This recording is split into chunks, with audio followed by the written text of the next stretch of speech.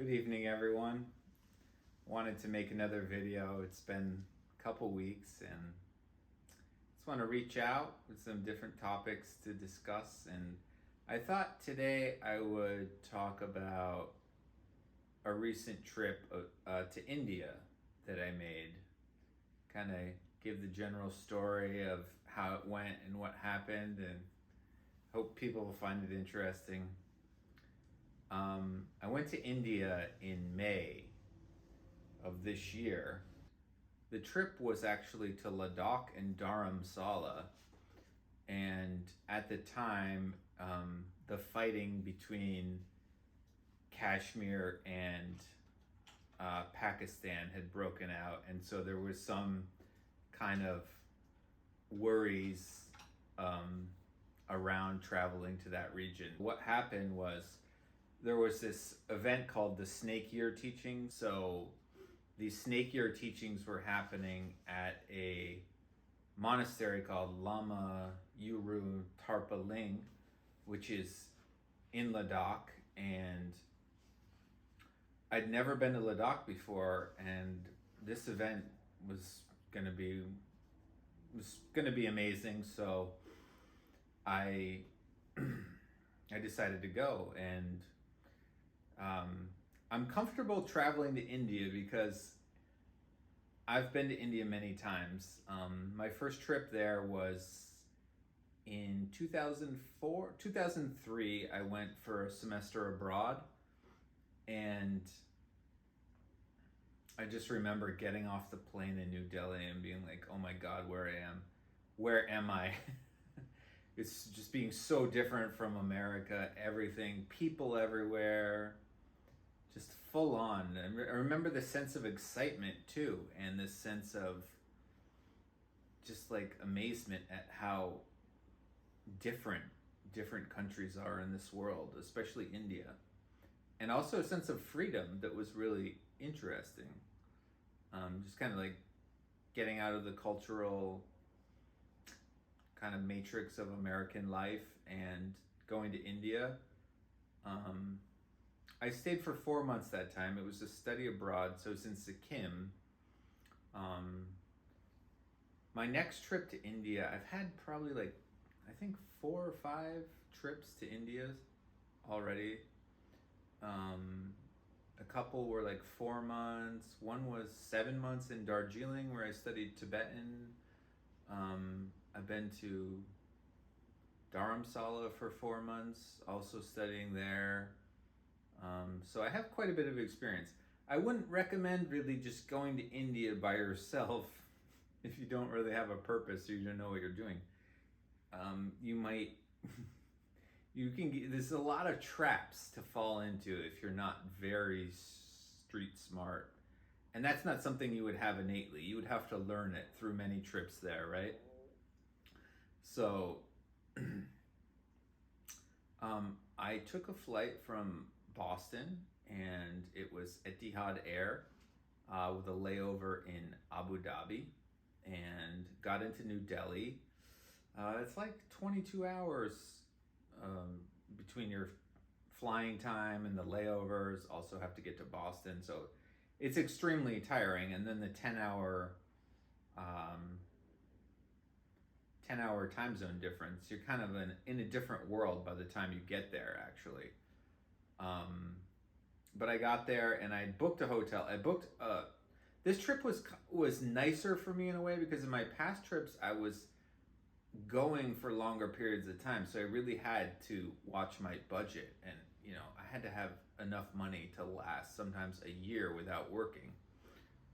So this trip just being like 2.5 weeks, I was okay. I booked a decent hotel near the Delhi airport. It was some branch of Days Inn. It was a little over $100 a night, which is a lot in India. Usually you can get hotels for like $10 or $20 a night in India, or even less. It depends on what you want to subject yourself to. So I stayed there one night. I had my flight to Ladakh the next morning, and I got up. I was still kind of excited, kind of jet lagged, didn't sleep that well. I decided to go online and check if my flight was still going to happen. And sure enough, it had been canceled. So luckily, I was able to book another ticket right that morning. And I had the taxi driver at my hotel take me to the Delhi airport. And where he took me, he dropped me off at the wrong terminal. And so I had to rush to get to another terminal, which was 15 minutes away. So there's these prepaid taxis in India, and I usually they're okay if you get them at the stands, you'll get a flat rate. But these two guys came up to me and they're like, "We've got a prepaid taxi." And usually when guys come up to you in India, you have to be careful, taxi people, because you don't know. But I was in a rush, so I was like, "Okay, let's go." So I just got in the car, and these guys pulled out like a laminated piece of paper and said, "Here's our menu," and just made up, just pointed to a number. I think it was like 2,000 rupees, which was ridiculous. It's like 20 US. It's ridiculous for the flight, for the taxi in India. An Indian person would never pay that. And so I've had enough experience dealing with these people that I was like, I knew how to deal with them. So I kind of threw a little bit of a temper tantrum. I was like, "No, I'm not paying you. Pull over. I'm getting out of the car." And he's like, I said there was police there, so I said, "Pull over. I'm going to talk to the police." And then he's like, "Oh, no, no, sir." And then it was like, I think I just offered 500 rupees. They're like, "Okay, sir. Okay, no problem. 500. So we decided on that. So I'm going, and I get there, and I get my flight. Get on the flight to Ladakh. It was, I believe it was SpiceJet. That's the airline. Anyway, it's only an hour flight. We get on the flight, we get up there, and after like 30, 40 minutes, we look out the window and there's the Himalayan mountains. I'm like, it's literally the most beautiful thing you can ever see in the world. It's beyond belief. It's just like flying over the Himalayas. It is, it lives up to expectations. It's just such a majestic and amazing view, and it was clear sky, and everything was really beautiful looking down, but the plane got turbulent, so for like 20 minutes the plane was shaking uncontrollably. And I've seen a lot of news where these small planes kind of crash into the Himalayas, and I started to imagine what it would be like if we were going to crash, and I was like, this is not going to be good if we're going to crash into the Himalayas in this plane. It's going to be really bad. And I'm looking around at all the Indian people around me, and they were pretty cool, honestly. They were a lot cooler than me. I guess they were just used to it. But and then I joked, like, if you didn't have a religion, you would get one quick if you were going to be in a plane crash. You'd literally, like, try anything to get away from the fear of what that would be like. But we landed, and when I got off the plane, I just looked around, and I almost cried, honestly. It was so beautiful. It was amazing. The mountains, the Himalayas were around, the sun was shining. You get there, and it's like, it's not like coming in American cities. It's like no one cares. It's pretty chill. You just grab your bag. There was a little form that I filled out. Welcome to Ladakh. Give your information, where you're staying. Hello, no problem, sir. Okay. Taxi driver picked me up, and I went to the hotel. So I'd arranged a hotel through my friend. Her relative was a travel agent, and he arranged for a hotel. But before, Ladakh is actually, the capital is Leh, and the elevation is, I think, 11,000 feet or 12,000 feet. So they recommend that you don't do anything for a full 24 hours before you go out and start your trip. So you're supposed to just stay in your hotel. But I didn't listen to that. I was like, yeah, I'm pretty strong. I'll just go out and walk around. I'm kind of eager to see. I was right near downtown. I wanted to see what was around. There was a lot of shops. It was all really cool and everything. And I was just like, yeah, I just started walking around this little market, the streets and everything. Well, the first sign of the altitude I noticed when I walked up 2 flights of stairs to my room at my hotel. I was out of breath and I was like panting, and it was kind of, I hadn't really experienced that, or I hadn't experienced it in a long time. And so after I was walking around downtown for a while, I started to feel really weak, and I actually ran into Drupal Tinley Ningpo in the town, and he was like, "Yeah, you should go back and rest. It's not good to walk around like this." So I listened to him, but I was hurting. I realized it is a good idea to rest the full 24 hours.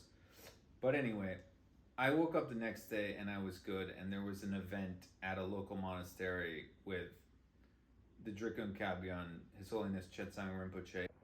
I just cannot believe how beautiful Ladakh is. I mean, I feel like I'm in a very special place. I just came to the monastery, built in the 15th century.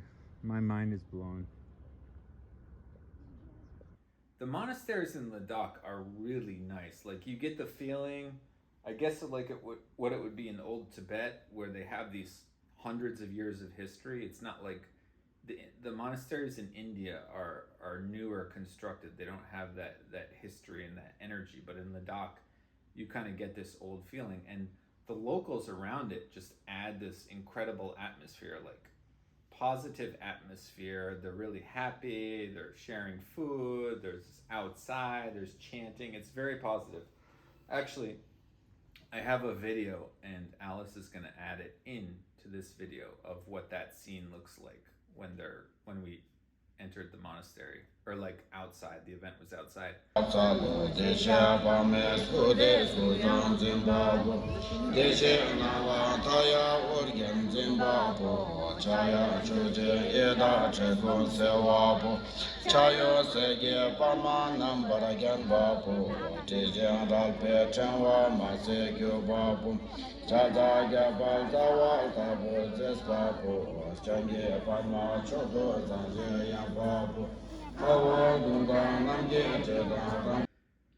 And so that was one day. I'd already missed one day, and that was a great event. The next day we went to this Lama Yuru Tarpaling. It means the unchanging swastika of liberation. But it's a very old monastery. It has a history. Supposedly there was a being who was an arhat, who went there. He was ordained by Ananda. It was a famous arhat, actually, who wandered to this region of Ladakh and predicted that there would be a Buddhist monastery here. And the monastery is built around a cave where this famous Indian Mahasiddha Naropa actually practiced. And there's another Naropa cave at a nearby monastery. It's called Atise, which is even more kind of magnificent. And the view, you're up in the Himalayas, and you can see around all Himalayan mountains surrounding you, and it's just this vast expanse. It's actually quite amazing. And it was May, and it started snowing when I was up there, which is pretty rare, I think, even for that part,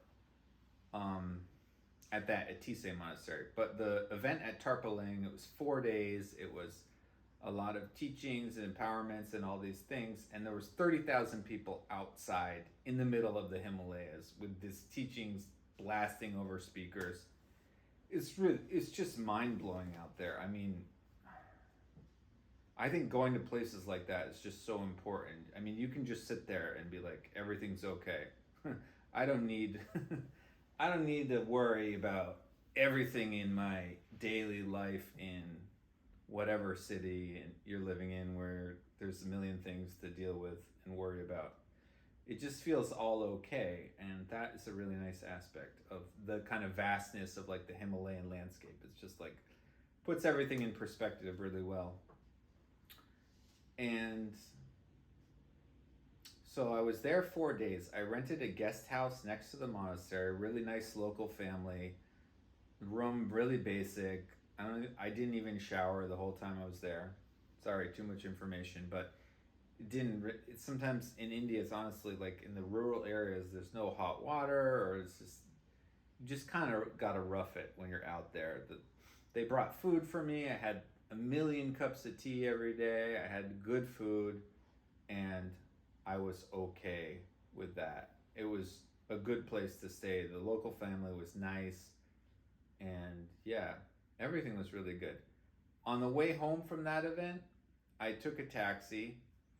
A local guy, um, the hotel actually recommended this guy to me. He's a local guy, never left Ladakh in his life, just living a very quiet life in Ladakh, and seemed very happy. And I paid him, and he's like, "Yeah, we can just cruise if you want to stop anywhere." I was by myself. It's a 3 hour ride back to the capital city, Leh. So I think we took like, it might be a 2 hour ride, and we took 4 hours, something like that. We stopped at a bunch of monasteries, we stopped at viewpoints, we stopped to look out. He was telling me the history. I told him not to drive fast because some taxi drivers in India, they drive. It makes you scared for your life, honestly. So I told him not to do that. So he was good about that. Wow. Just headed back from where I was to Leh.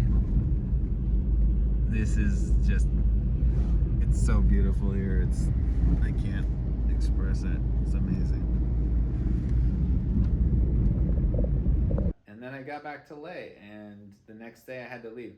Unfortunately, I didn't have enough time to even see everything I would have wanted to see. There was all these historic sites, old palaces, this and that around Leh that I didn't even get to see. And I really want to go back soon and spend a whole month there. So the next event was my friend, my Tibetan friend who lives now in New York City had invited me to visit His Holiness the Dalai Lama in Dharmsala. Her school, her old classmates from Darjeeling were going as a group, and she got me in somehow. So I flew back to New Delhi, and then I had a flight directly to Dharamsala. And so I went to the airport. I went from one section of the airport when I landed in Delhi to another. I was hungry, so I found a South Indian dosa restaurant, and I went there, and I was sitting there eating a dosa and drinking a cup of Indian tea, and I look up and I look over, and I'm like, oh my God, I know this guy who's sitting next to me. He was the prime minister to the Tibetan government in exile, and he was going to see His Holiness the Dalai Lama also. Really nice guy. I said, hey, he gets recognized everywhere. He asked me a few questions, and we had a nice chat. He was on the same flight as me, actually. And so I talked to him for a while. Got to Dharamsala, and I was just like, the town where the airport is much lower. To go up to the Tibetan area, McLeod-Ganj, you have to take a taxi up into the mountains. The actual area of Dharamsala is pretty nice. It was lush, it was green, it was, a time of year after it had rained. And the actual town and the drive, I was surprised. It was like, there's a lot of nice stuff around here. A lot of people in India are really friendly, you just meet so many people, and they're so easygoing and easy to talk to, and just like anything can happen at any time. There's not a lot of planning. You can just get stuff done really quick. It's really nice. And so I got up to Dharamsala, and my friend Yang Chen, she had booked me a hotel at the Tibet Inn, and the taxi driver brought me right there. It was a fine hotel. I think it was less than $20 US a night. They had a decent restaurant right in downtown Dharamsala. It's very developed now. A lot of tourist stuff, a lot of stuff. Tibetan people needing to make a living and setting up different shops, selling all kinds of stuff that like people on the tourist trail in India would want. But I got there, and the whole thing really revolves around the Dalai Lama temple and the Dalai Lama living there, in a sense. I spent like a day in Dharamsala, and then we had the meeting with the Dalai Lama, and it was, there's a lot of security to go through. Everything was pre-registered. You need your passport. You have to go through, you know, X-ray machines. But I was with. There's only two foreigners. There's me and this woman, who was also Yang Chen's friend, she used to work for in New York City. Who was there, was not really like into India that much, but Yang Chen had brought her there. And so I was talking with her.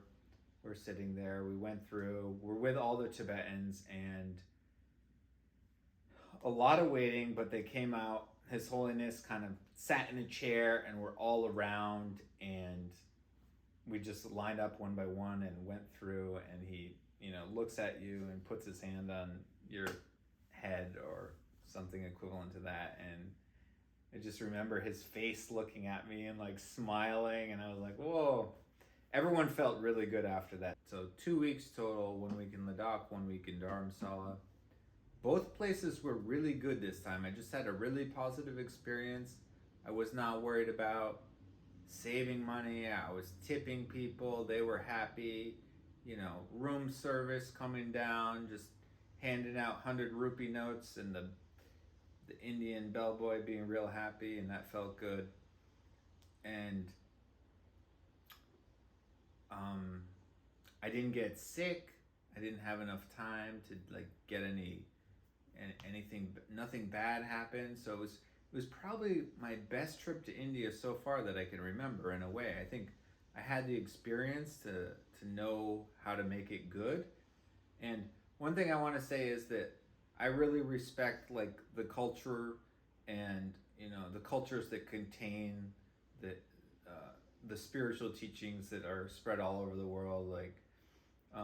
I find here in the U.S. it's always a little bit off in a way, because it's really natural over there. It's been part of their existence for thousands of years, and it does integrate better in those places because it's already integrated there, and they just accept these things, and it makes it a lot easier in a way. It's inspiring.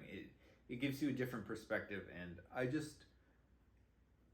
been critical of things in the past, but I think a trip to India is a good thing in general, and it's really eye-opening on many levels, but it's also helpful if you have a plan and kind of have some guidance. Otherwise it can be overwhelming.